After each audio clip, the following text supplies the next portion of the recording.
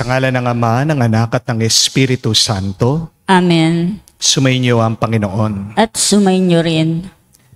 Mga kapatid, tanggapin natin ang katotohanan. Hindi naman lahat tayo ay masaya. Hindi naman lahat tayo ay magaan o madali ang ating pinagdadaanan. Marami sa atin nahihirapan. Meron sa atin may mabigat na problema. Pero kahit na napakadilim, masakit ang iyong karanasan ngayon, mga kapatid, ang mabuting balita ay sinasamahan tayo ng Diyos. Araw-araw, tayo ay pinagkakalooban niya ng lakas at ng biyaya. At kung makikinig tayo sa Kanya at susunod, mas marami pang bendisyon at pagpapala ang ating tatanggapin sa Kanya. Sa napakaraming beses na kung saan tayo ay nagkulang sa ating pakikinig sa Kanya. Sa mga pagkakataon din na narinig natin ang Kanyang salita, pero hindi natin sinapuso, hindi natin sinabuhay, hindi tayo naging tapat sa Kanya. Pagsisihan natin ang mga pagkakataong ito para muli tayo ay makitang karapat-dapat makatanggap sa mga banal na misteryo. Inaamin ko Sa makapangyarihang Diyos at sa inyo mga kapatid, na lubha akong nagkasala sa isip, sa salita, sa gawa, at sa aking pagkukulang, kaya'y sinasamo ko sa mahal na Birheng Maria, sa lahat ng mga anghel at mga banal, at sa inyo mga kapatid, na ako'y ipanalangin sa Panginoong ating Diyos. kaawaan tayo ng makapangyarihang Diyos, patawarin tayo sa ating mga kasalanan, at patnubayan tayo sa buhay na walang hanggan. Amen. Panginoon, kaawaan mo kami. Panginoon, kaawaan mo kami. Kristo, kaawaan mo kami. Kristo, kaawaan mo kami. Panginoon, kaawaan mo kami. Panginoon, kaawaan mo kami. Manalangin tayo. Ama naming makapangyarihan, kami naway magkaroon ng pitagan at pagmamahal para sa aming nagawang sambahin ang ngalan mo. Sapagkat sa mga pinapatatag sa iyong pag-ibig, ikaw ay walang pinapabayaang masadlak sa ligalig.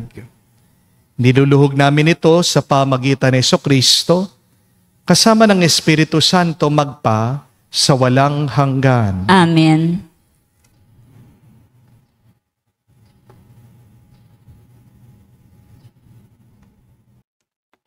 Pagbasa mula sa aklat ng Genesis. Hindi magkaanak si Sarai na asawa ni Abram, kaya naalala niya si Agar, ang alipin niyang babae, taga-Epto. Sinabi niya, Abraham, yamang pinagkaitan ako ng Panginoon ng anak, ang alipin kong sipingin mo, baka sakaling magkaanak siya para sa akin. At pinagbaya nga ni Sarai sa kanyang asawa si Agar. 10 taon na si Abraham na nanirahan sa Kanaan nang ito'y nangyari. Matapos silang magsama bilang mag-asawa, nagdalantawa si Agar at ito'y pinagmalaki niya at inamak na si Sarai.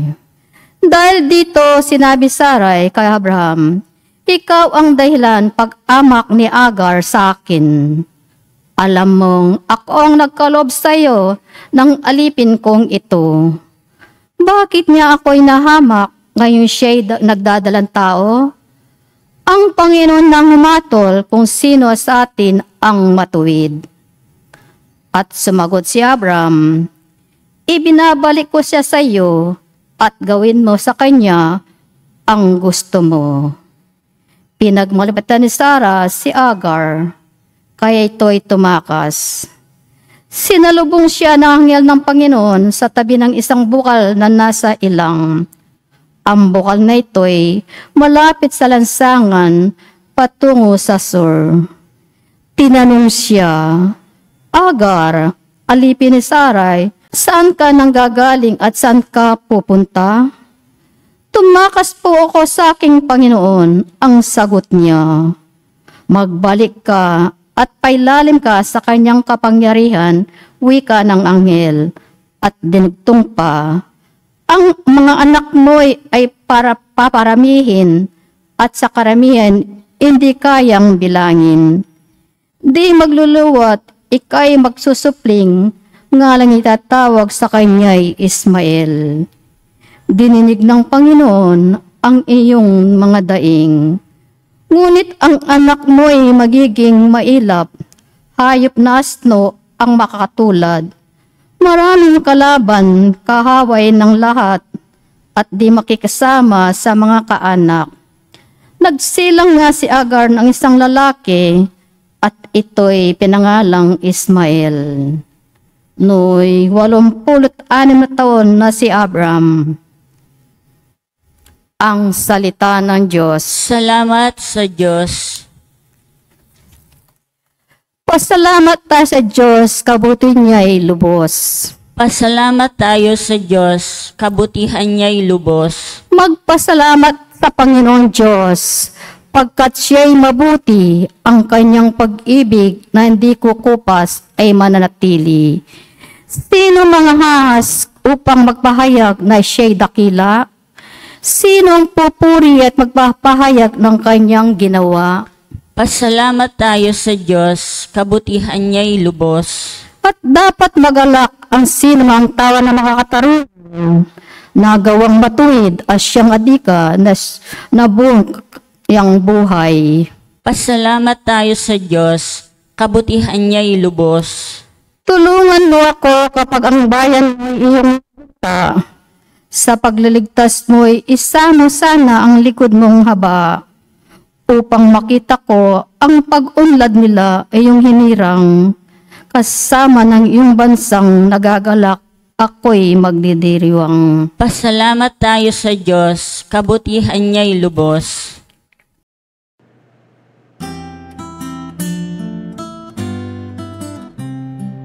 Alleluia, alleluia, alleluia, alleluia, alleluia, alleluia, alleluia, alleluia, alleluia, alleluia, alleluia, alleluia. Ang sa akin nagmamahal, tutupad sa aking aral, ama't ako'y mananahan.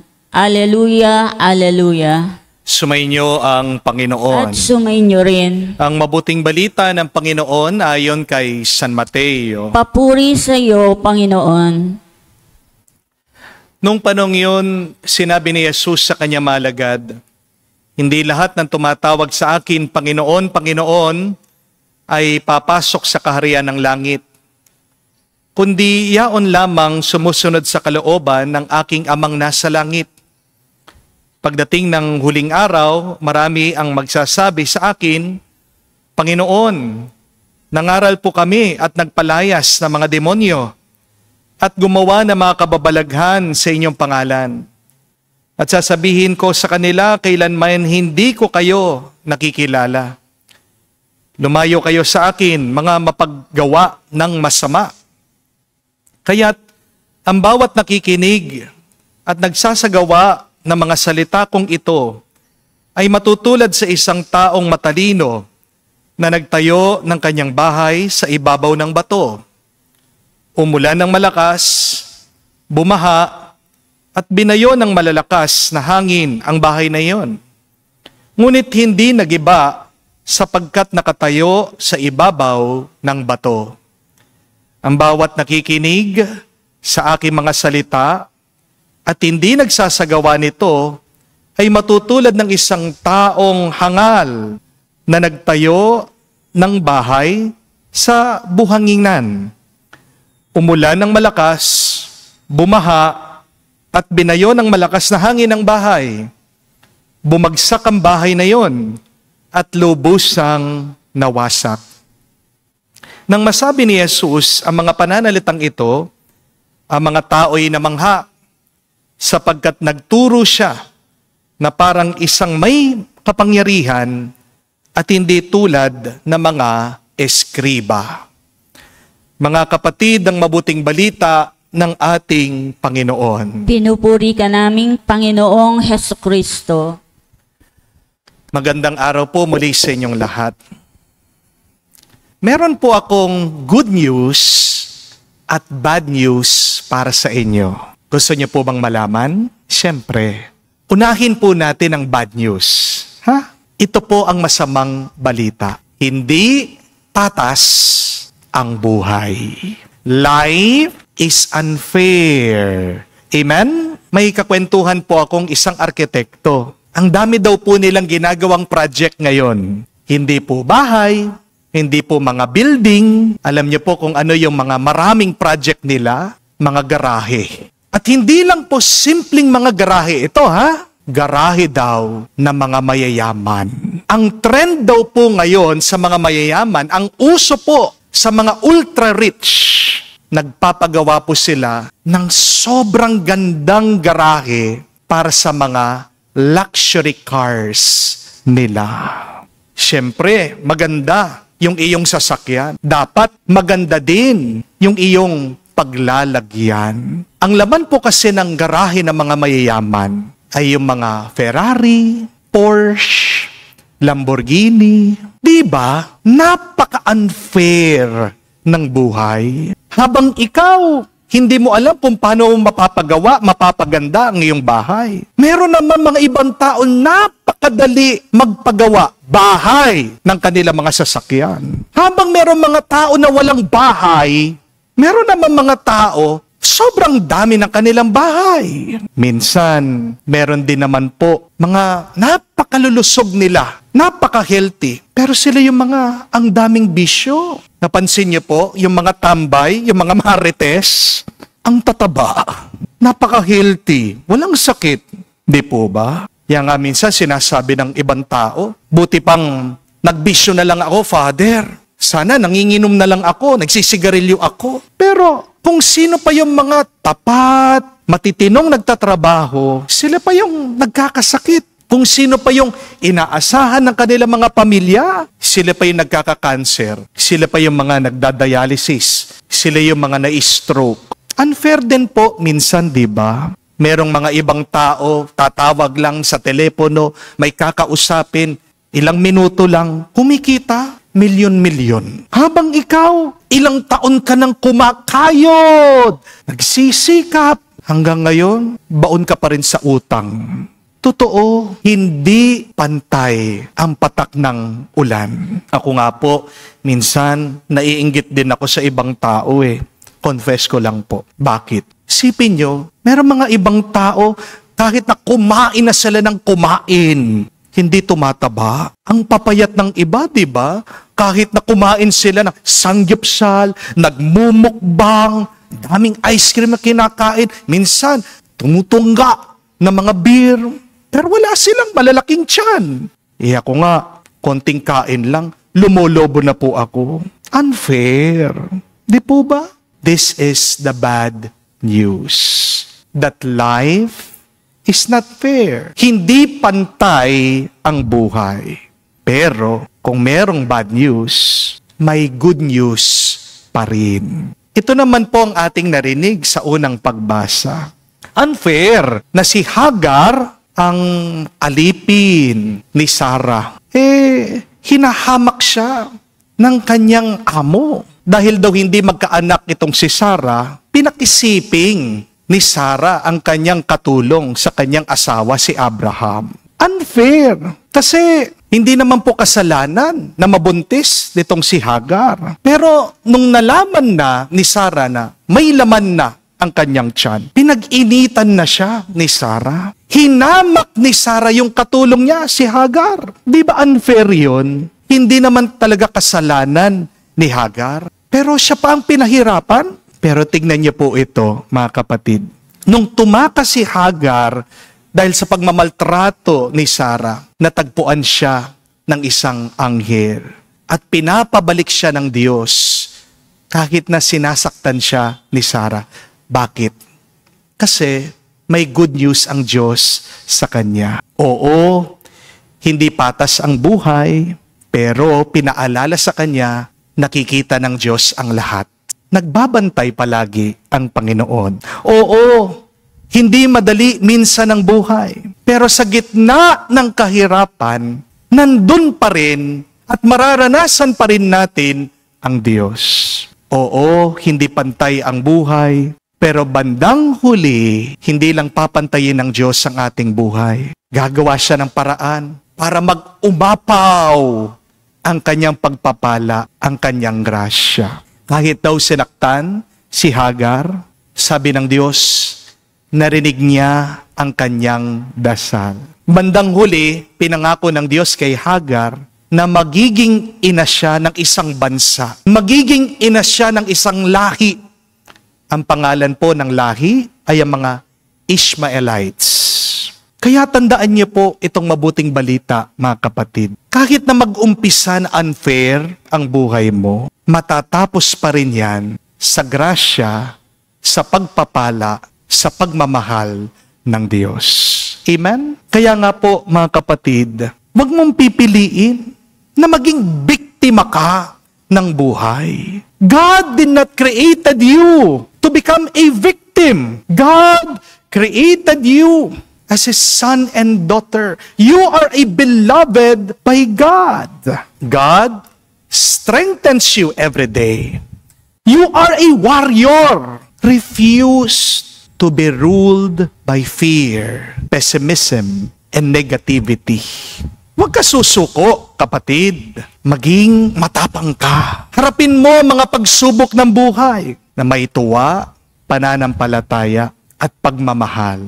May lakas pa rin na binibigay ang Diyos sa iyo. Kaya mo ang buhay kahit na hindi yan patas o pantay. Oo, maraming bagay sa ating buhay ang hindi natin pinili. Hindi natin pinili ang ating pangalan. Maaring ang iba sa inyo hindi pinili na isilang sa isang broken family. Meron sa inyo hindi pinili na magkaroon ng katawan na mahina o may sakit.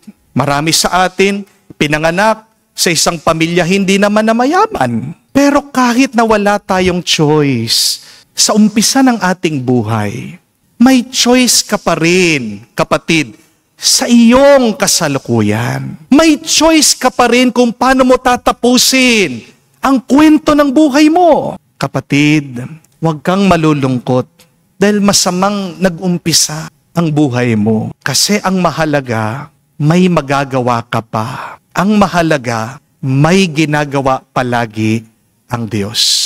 At umasa ka, may happy ending pa rin. Amen? Ang sabi nga po ng bilyonaryo na si Bill Gates, it is not your fault if you are born poor, but it is your fault if you die poor. Hindi mo kasalanan kung nag-umpisa ka na walang pera, na nahihirapan, pero kasalanan mo na kung mamamatay kang dukha. Bakit? Kasi ibig sabihin, wala kang ginawa. Amen? Sa ating pong ebanghelyo, pinapaalala sa atin ni Jesus na magiging matatag ang ating buhay kung makikinig tayo at susunod sa salita ng Diyos. Jesus said that a person who listens and acts on the words of God is a wise man who builds his house on solid ground. Isang mabuting balita na naman po ito para sa atin, mga kapatid. Kahit na unfair ang buhay mo, hindi naman tayo hahayaan ng Diyos na harapin ito na wala tayong sandata, na wala tayong kaalaman. Alam po natin ang kasabihan that knowledge is power. Amen? Pero kung uunawain niyo ang turo ni Jesus, ang tamang paniniwala dapat ay ito, that wisdom is power. Wisdom is power. And what is wisdom? Wisdom is knowing God's will and acting on it. Matalino ka, kapatid. Marunong kang marunong. Kung yung alam mo na pinapagawa ng Diyos sa iyo, ay gagawin mo. Dahil kung tapat ka sa Diyos, may naghihintay sa iyo. Hindi lang pagpapala, kung hindi umaapaw na pagpapala. When you are obedient to God's will, you will see that you will not only receive blessings, but blessings upon blessings.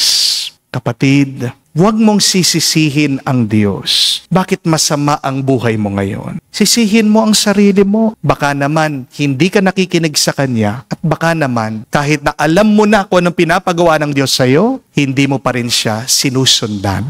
Amen? Kapatid, tigilan mo na yung pagmumukmok. Tigilan mo na yung pagrereklamo. Wala naman mabuting maidudulot sa iyo yan eh. Tanggapin natin ang masamang balita. Lahat naman tayo nararanasan yan eh. Hindi patas ang buhay, that life is not fair. Pero mas marami pa ring mabuting balita. Tutulungan tayo ng Diyos. Nakabantay ang Diyos sa pinagdadaanan mo. May sandata na pinagkakaloob ang Diyos sa iyo para magtagumpay ka sa buhay na ito. Yan ay ang Kanyang karunungan. Kung lalaban ka lang, magsusumikap ka, kung hindi ka titigil, magpapatuloy ka. At kung magiging tapat ka sa Kanya, makikita mo, oo, masama man ang umpisa mo, pero magiging maganda ang katapusan mo. We might not have any choice how we started. And yet, God gives us the freedom and the power to make a happy ending. Kung makikipagtulungan ka lang sa Diyos, nakikita mo ang katapusan mo ng iyong buhay. Napakaganda, napakabuti, at puno, umaapaw pa ng pagpapala. Amen.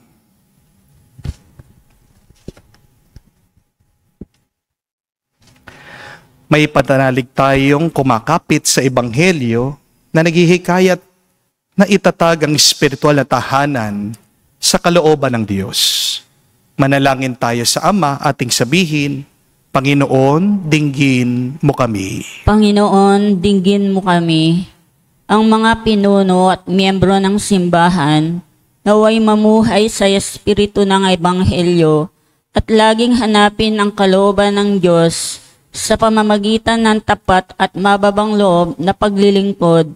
Manalangin tayo sa Panginoon. Panginoon, dinggin mo kami. Ang mga mag-asawa naway matagpuan ng kaligayahan sa pamamagitan ng kanilang katapatan sa isa't isa at sa mabuting halimbawa na kanilang ipinakikita sa kanilang mga anak. Manalangin tayo sa Panginoon. Panginoon, dinggin mo kami. Ang mga kabataang lumalaki sa magulo at nakakalitong daigdig, naway makatagpo ng kahulugan sa kanilang mga buhay at matulungan silang malampasan ang anumang kabiguan. Manalangin tayo sa Panginoon. Panginoon, dinggin mo kami. Sa katahimikan po ng ating puso, banggitin natin at sabihin sa Diyos ang ating mga personal na pangangailangan. Panginoong Diyos, ukitin mo ang iyong mga salita at mga utos sa aming mga puso at akayin mo kami sa daan ng pag-ibig at kapayapaan. Hinihiling namin ito sa pamagitan ni Kristo, aming Panginoon. Amen.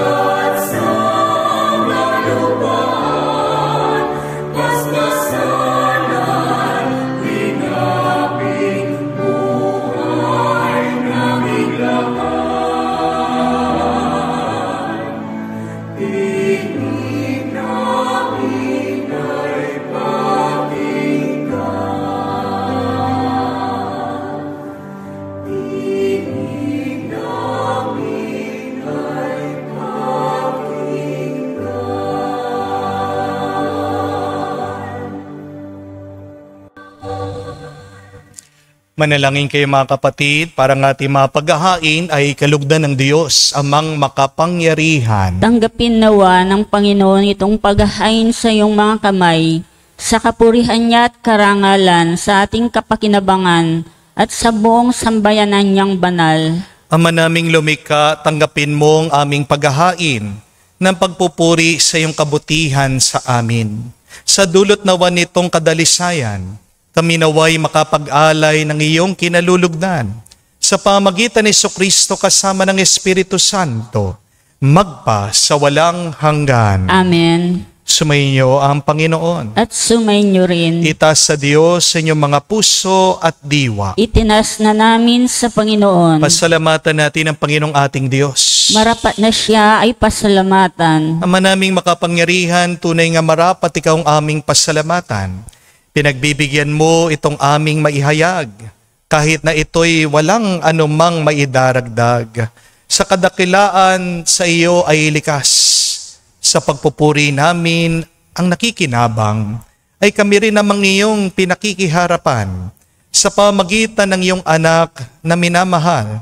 Kaya kaisa na manghel nagsisiawit ng papuri sa iyo, nang walang humpay sa kalangitan, kami nagbubunyi sa iyong kadakilaan.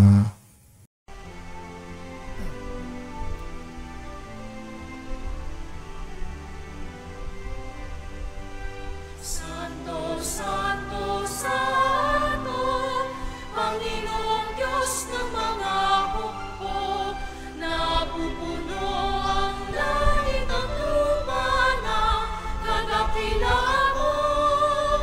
Hosana, Hosana, sa kaitaasan, pinagpala ang naparirito sa ngalan ng Panginoon. Hosana, Hosana, sa kaitaasan. Hosana, Hosana, sa kaitaasan.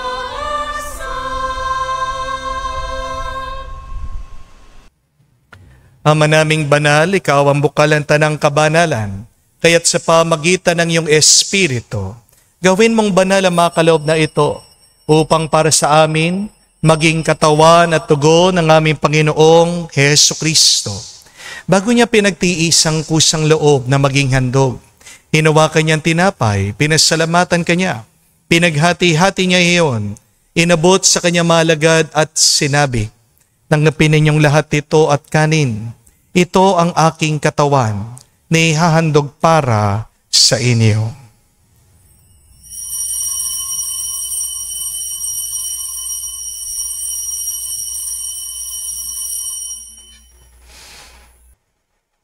Gayon din naman na matapos ang hapunan, hinawakan niyang kalis. Muli kanyang pinasalamatan. Inabot niyang kalis sa kanya malagad at sinabi, "Tanggapin ninyong lahat ito at inumin. Ito ang kalis ng aking dugo, ng bago at walang hanggang tipan. Ang aking dugo na ibubuhos para sa inyo at para sa lahat, sa ipagpapatawad ng mga kasalanan. Gawin ninyo ito sa pag-alaala sa akin."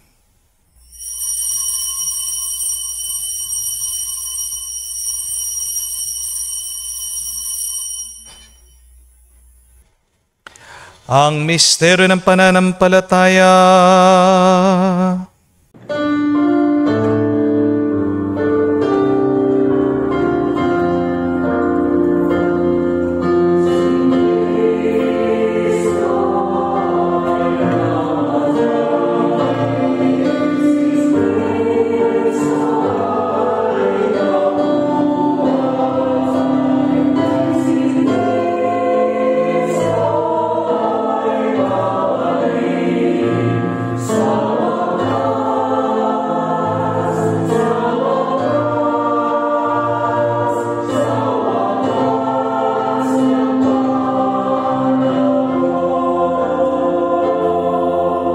Ama, ginagawa namin ngayon ang pag-alaala sa pagkamatay muling pagkabuhay ng iyong anak. Kaya tinialay namin sa iyong tinapay nagbibigay buhay at ang kalis sa nagkakaloob ng kaligtasan. Kami nagpapasalamat dahil kami yung minarapat na tumayo sa harap mo para maglingkod sa iyo. Sinasamo namin kami magsalo-salo sa katawan at dugo ni Kristo ay mabuklod sa pagkakaisa sa pamagitan ng Espiritu Santo. Ama, lingapin mong iyong simbahan, laganap sa buong daigdig. Puspusin mo kami sa pag-ibig. Kaisa ni Leon, ang aming Santo Papa, si Florentino, aming Arsobispo ng Tanang Kaparian. Alalahanin mo rin ang aming mga kapatid na nahimlay may pag-asang sila'y muling mabubuhay. Gayon din naman lahat ng mga pumanaw. Kawan mo't sila't patuloyin sa iyong kaliwanagan. Kawan mo't pagindapatin kaming lahat na makasalo sa iyong buhay na walang wakas. Kaisa na Mahala Birhen Maria, Ina ng Diyos. Kaisa ni San Jose, ang kanyang maluwalhating esposo. Kaisa na mga apostol, lahat ng mga banal na namuhay dito sa daigdig na kalugod-lugod sa iyo. May pagdiwang nawa namin ang pagpupuri sa kararangal mo sa pamagitan ng iyong anak, aming Panginoong Heso Kristo. Sa pamamagitan ni Kristo, kasama niya at sa Kanya, ang lahat ng parangal at papuri ay sa iyo, Diyos Ama, makapangyarihan, kasama ng Espiritu Santo, magpasawalang hanggan. Amen, amen, amen. Sa nakakagaling na utos sa turo ni Jesus sa Panginoon natin na Diyos, ipahayag natin ng lakas loob.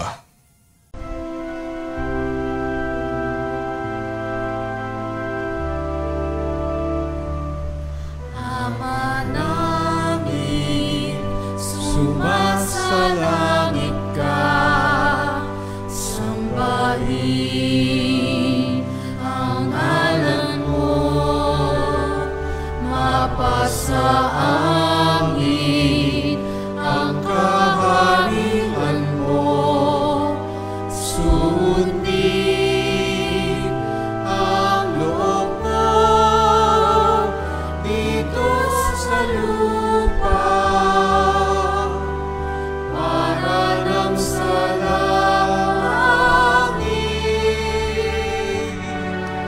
Bigyan mo kami ngayon ng aming kakanin sa araw-araw, at patawarin mo kami sa aming mga sala, para ng pagpapatawad namin sa nagkakasala sa amin. At huwag mo kaming ipahintulot sa tukso, at iadya mo kami sa lahat ng masama. Hinihiling namin kami iadya sa lahat ng masama, pagkalooban ng kapayapaan araw-araw, iligtas sa kasalanan, ilayo sa lahat ng kapahamakan, samantalang aming pinanabikan ang dakilang araw ng pagpapahayag ng tagapagligtas naming si Heso Kristo. Sapagkat iyo ang kaharian at ang kapangyarihan at ang kapurihan magpakailanman. Amen. Panginoong Heso Kristo, sinabi mo sa mga apostol, kapayapaan ang iniiwan ko sa inyo, ang aking kapayapaan binibigay ko sa inyo. Tunghayan mo ang aming pananampalataya at huwag ang aming pagkakasala. Pagkalooban mo kami ng kapayapaan at pagkakaisa, ayon sa iyong kalooban, kasama ng Espiritu Santo, magpa sa walang hanggan. Amen. Kapayapaan ng Panginoon ay laging sumainyo. At sumainyo rin. Magbigayan po tayo ng kapayapaan sa bawat isa. Pisuin niyo po, kapayapaan po sa inyong lahat.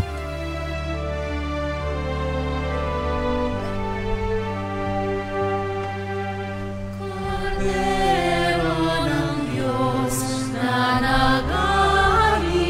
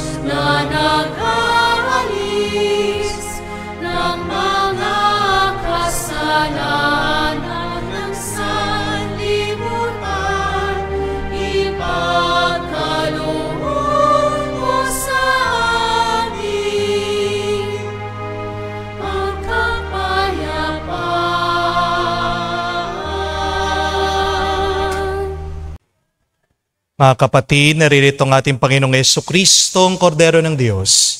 Siya nag-aalis sa mga kasalanan ng sanlibutan. Mapalad tayong lumalapit sa piging ng Kordero. Panginoon, hindi ako karapat-dapat na magpatuloy sa iyo, ngunit sa isang salita mo lamang ay gagaling na ako.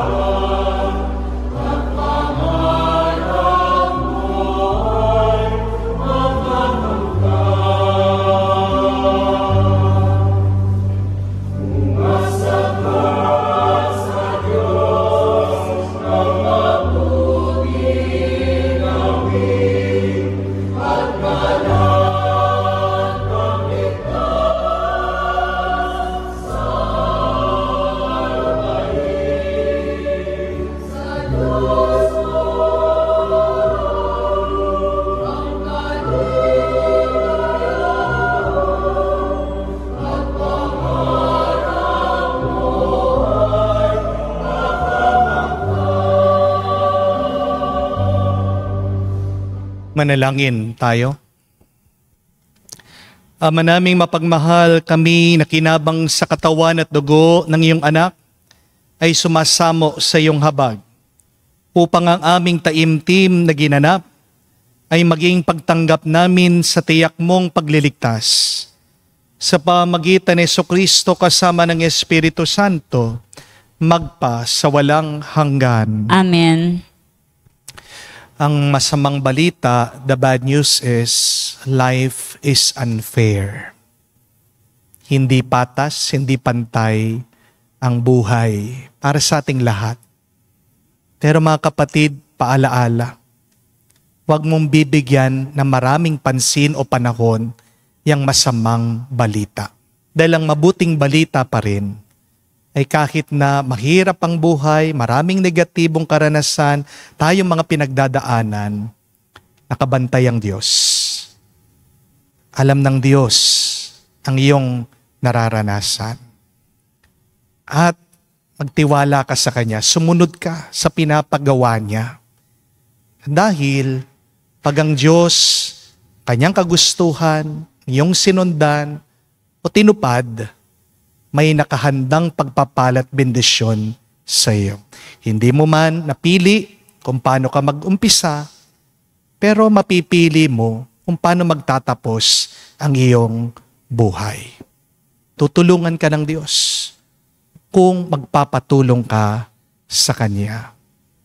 Pansin niyo po na kahit na nahihirapan si Hagar, pinabalik siya ng Diyos. Kasi hindi naman siya hahayaan ng Diyos na humarap doon sa pagsubok na wala siyang lakas. Kaya nahihirapan ka, kapatid, kasi hinaharapan mo ang problema mo na mag-isa. Pwede kang humarap sa mga pagsubok, pero ngayon, maging mas marunong ka na. At ano ang karunungan? Alam mo ang kagustuhan ng Diyos, at siya ang iyong sinusundan. There is power in wisdom. And what is wisdom? It is knowing God's will and doing it in your life. Hindi sapat na tayo'y magdasal, tumawag sa Diyos. Pero kung hindi ka naman obedient sa Kanya, kung hindi ka sumusunod sa Kanya, walang kwenta. God's blessing starts by being obedient to God. Amen? Kaya pagdasal niyo po yan. Ngayon, ano bang pinapagawa ng Diyos sa iyo? Ano bang narinig mo sa mabuting balita nung kailangan mong unahin ngayon sa iyong buhay. Bigyan mo ng pansin yan at hayaan mo ang Diyos sa tulungan ka, may happy ending na nakahanda para sa iyo. Sumainyo ang Panginoon. At sumainyo rin. At kayo basbasa ng Diyos, makapangyarihan sa lahat.